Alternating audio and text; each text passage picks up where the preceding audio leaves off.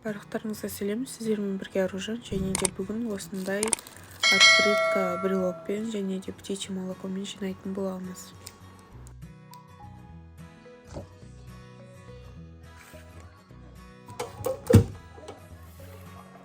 Ең алдымен открыткаларымызды түзулеп кесіп аламыз. Бір бетте 4 штуктан болады. Мен осындай резакпен кесем, сіздер өздеріңіз үйлеріңізде бар қайшымен кесе берсеңіздер болады. Ол ештен кетпейді, ол ешқалай әсер етпейді.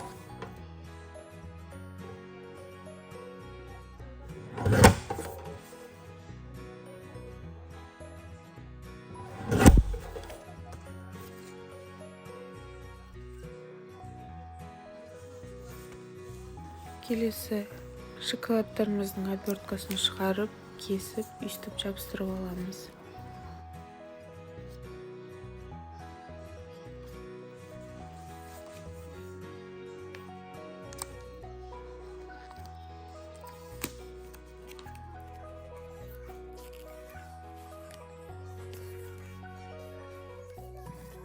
Дайын болған открыткаларымызды дыроколмен тесіп аламыз.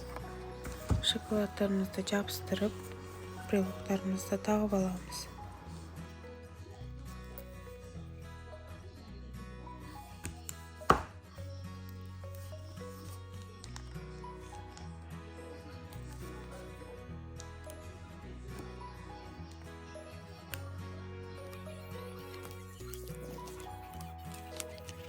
Брелокта қағазды сырғаламай аккуратно тағу керек. Осы тойбастардың түрін өте қатты жақсы көремін. Себебі жасалу оңай, көп уақыт кетпейді. Сонымен қатар клиенттерге де осы дизайн, осындай форма көбірек ұнайды, себебі артық ештеңке алып ауыра болмайды. Менімен бірге болғандарыңызға рахмет, сау болыңыздар.